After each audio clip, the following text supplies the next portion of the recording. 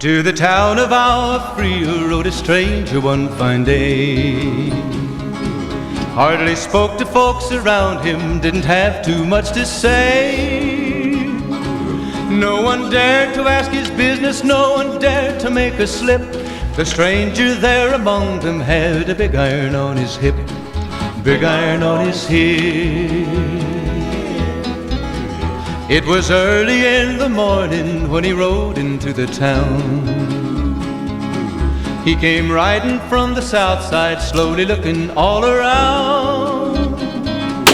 He's an outlaw, loose and running, came the whisper from each lip, and he's here to do some business with a big iron on his hip, big iron on his hip. In this town there lived an outlaw by the name of Texas Red. Many men had tried to take him, and that many men were dead. He was vicious and a killer, though a youth of 24, and the notches on his pistol numbered 1 in 19 more, 1 in 19 more. Now the stranger started talking, made it plain to folks around. Was an Arizona Ranger, wouldn't be too long in town. He came here to take an outlaw back alive or maybe dead, and he said it didn't matter, he was after Texas Red, after Texas Red. If you guys remember last week when I said somebody came and stole my spot, well, they also left their garbage out here, which is sick. Love to see that. Fellas, please, especially if you use a public land range, pick up your trash, take care of it, because they're going to shut this place down. Last time I talked to the farmers that lease it, they're going to shut it down. It looks like they're going to shut it down. So just take care of your resources, fellas. Well, howdy, gentlemen. I hope you enjoyed my audition for the Yellowstone TV series. In all serious, fellas, I'll be the first to tell you that I am not a cowboy. I actually found this on the side of the road when I worked for the highway department. So that being said, if you are from where I'm from, you know that cosplaying cowboys is par for the course here. So if you know, you know. For real this time. Welcome, gentlemen. Today, we've got the Taurus M44 in 44 Magnum. Now let's put a dip in and get right to it, huh? Big iron, big iron. In the intro of my last video, I pulled this bad boy out and took a couple shots with it, and had a lot of people ask me what it was, ask me about it. So it is nothing special. It is a Taurus 44 mag. Starting off with an overview of this pistol. Big iron, big iron. It is chambered in 44 Magnum with a capacity of 6 in the cylinder. It has an 8 3/8 inch barrel. It is ported. There are 4 ports on either side of the front sight post. The rear sight is adjustable, and the front post is orange. The grips are rubberized, and it is a double action, single action revolver. Please excuse the excessive sniffling, guys. It is 20 degrees out here, and I did pour water all over my gloves on accident, so I'm pretty cold. This video is going to be a shorter one. I don't have much to say about this revolver. I haven't done anything to it. There's no build to go over, and I'm just going to talk about my experience with it. To start off, this is actually my second one of these pistols. The first one I got a gift card to a local gun store. Decided I was on a big Walking Dead kick at the time, and I know this isn't a Colt Python. Carl! No. Anyway, got a gift card to my local gun store, wanted a big fuck-off revolver, and I walked in there and bought pretty much the cheapest big 44 Magnum I could find. Now, Went out for my first range trip, shot it twice. First shot, it shot, pulled back the hammer. The cylinder did not want to turn, but it did. Pulled the trigger again, tried to pull back the hammer again. Wouldn't come back, cylinder wouldn't turn, was able to pop it out. Saw that there was jacket in between the cylinder and the barrel. The timing was off on the cylinder, and it was shaving parts of the bullet off when I was firing. So, you know, typical Taurus QC right there.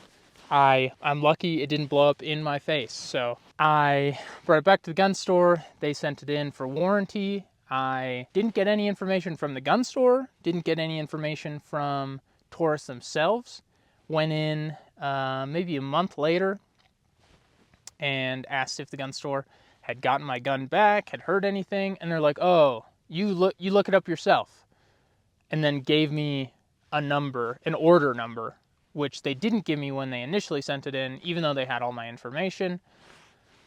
They just said, "We'll call you when it gets back in," and then basically told me to fuck off. So then I had the order number, looked it up, it said it was received and in progress, and so I waited another couple of weeks and looked again, and basically it ended up being about 6 months or so, or 5 months. I called them after not seeing any progress in the bar, like it slowly went up the steps or whatever, but called them, was like, "Hey, you guys have any information on this?" And they like pretty much had no idea that this gun had even been sent in.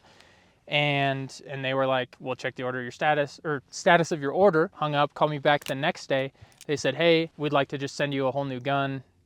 Is that okay with you?" So they sent me this one. Went to the gun store, picked it up, did the transfer and everything. And this is the gun that you see here today. Now, this gun I have not had any problems with, and I've put a lot more than 2 rounds through it, like the other one, knock on wood. And honestly, I'm pretty happy with it. After the whole fiasco, it's kind of just a pain in my ass. Was really excited about a new gun and then didn't have it for 6 months. But now that I've had it and I shoot it, I don't shoot it all that often. It's a little big and cumbersome to carry as like a bear gun, so I don't do it for that. And you know, this doesn't really have any use to me besides being a range toy, which is sort of what I bought it for. And I'll say for that purpose, it's served me well. It's a fun gun to bring out with people who are proficient shooters, but maybe haven't shot a big bore pistol before, and let them have at it. Not a gun that I hand to new shooters by any means. All right, gentlemen, for the second time on my channel, we are going to do the water drug penetration energy test. Big iron, big iron. Okay, first up, we have a jacketed hollow point. This one is from PMC. It is a 180 grain, going 1,750 feet per second. Check that out. And second up, we have an HSM bear load. This is 305 grains. It does not say how fast it's going, but I imagine it packs a punch. Okay, fellas, first up is the PMC Bronze jacketed hollow point.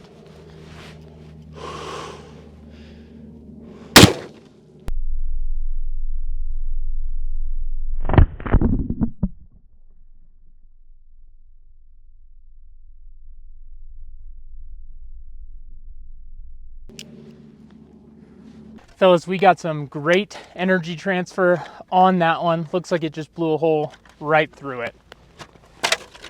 And now we have the 305 grain HSM bear load.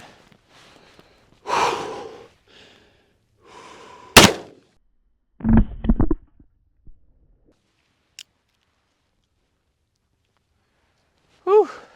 That one felt like it kicked more, but maybe I didn't get as good of a hit on it.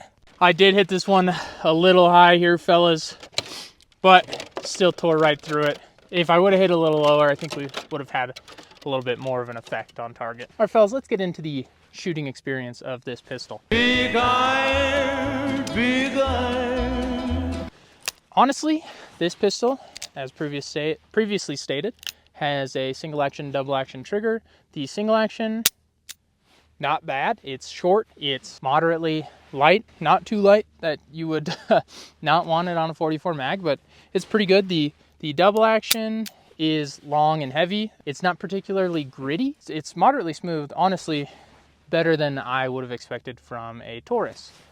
Now the recoil, not bad. You don't get like, you see those videos of people shooting big revolvers and it comes back and they hit themselves in the face with it. You don't really get that with this. The porting on the barrel actually does quite a bit to reduce the upward recoil.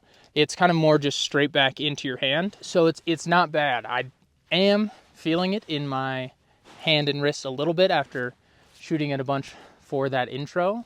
But, you know, for 44 mag, it's pretty heavy and it's really not too horrible on the recoil. Still not something that I would put in the hands of a new shooter unless I was confident that they were competent. So let's get into the vibes of this wheel. Big iron, big iron.